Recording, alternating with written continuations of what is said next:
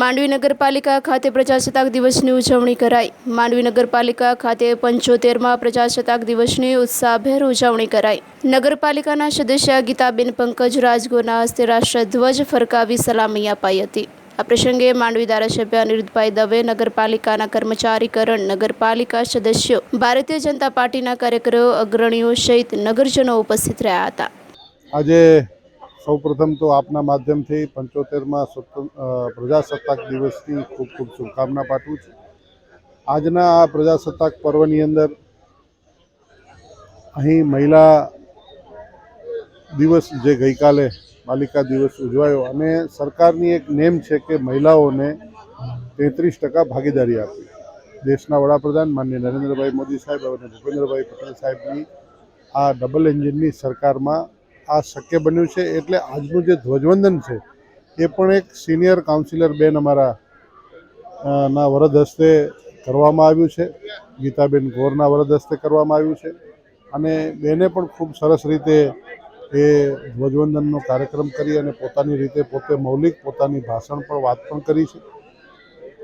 તો આ પ્રજાસત્તાક પર્વ જે ભૂતકાળમાં કચ્છને એક ગોજારો બનાવમાંથી પસાર થયો હતો કે જેને આપણે ભૂલી નથી શકતા, તો એ સૌ મૃતાત્માઓને પણ હું આજના દિવસે વિનમ્ર શ્રદ્ધાંજલિ પાઠવું છું અને ઉમંગની સાથે આવનારા સુવર્ણ ભારતની સાથે દેશના વડાપ્રધાન મોદી સાહેબના નેતૃત્વમાં હવે જ્યારે આખું ભારત વિકસિત ભારત તરફ આગળ જઈ રહ્યું છે, એના ઉત્સાહથી આગળ વધવા માટે સૌ નગરવાસીઓને, સૌ કચ્છના લોકોને કહું છું કે આપણે પણ સૌ પોતાનું ફરજ સમજીને ભગવાન રામ પ્રતિષ્ઠિત થઈ ગયા, તો હવે રાષ્ટ્રની પ્રતિષ્ઠાને આગળ વધારવા માટે દેવથી દેશ સુધી અને રામથી રાષ્ટ્ર સુધીનો જે મંત્ર આપણને મોદી સાહેબે આપ્યો છે એના તરફ આપણે સૌએ આગળ વધવાની હું અપીલ કરું છું।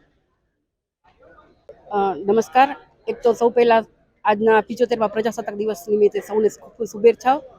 મોદી સાહેબ હંમેશા મહિલાઓને પ્રોત્સાહન આપતા હોય છે। મહિલાઓ રાજકીય ક્ષેત્રે કે સામાજિક ક્ષેત્રે આગળ વધે એના માટે હંમેશા એની એક વિચારસરણી હોય છે। તો આજે માંડવી નગરપાલિકામાં મહિલાઓ તરફથી ધ્વજવંદન કરવાનું હતું, એના માટે યુવા નગરપતિએ મને એક લાવો આપ્યો, એના માટે હું એનો ખૂબ ખૂબ આભાર માનું છું। અને આજે હું ગૌરવની લાગણી અનુભવી રહી છું કે આજે નગરપાલિકામાં મારા સાસુ મંજુલાબેન ગોર નગરપતિ હતા ત્યારે આજ પટાંગણમાં તે ધ્વજવંદન કરતા હતા અને આજ પટાંગણ મને ધ્વજવંદન કરવાનો જે લાવો મળ્યો છે એના માટે ખૂબ ગર્વની લાગણી અનુભવી રહી છું। માંડવીની મહિલાઓને હું બસ એટલું જ કહું છું કે ખાલી તમે રસોડામાં ન રહી જાઓ, એમ આગળ તમે સામાજિક ક્ષેત્રે આગળ વધો, રાજકીય ક્ષેત્રે આગળ વધો અને મહિલાઓ માટે ઘણી બધી યોજનાઓ સરકારે બહાર પાડી છે। તો હું એમ અપીલ કરું છું કે બધી સરકારી યોજનાનો તમે લાભ લો અને બીજાને પણ લાભ અપાવો।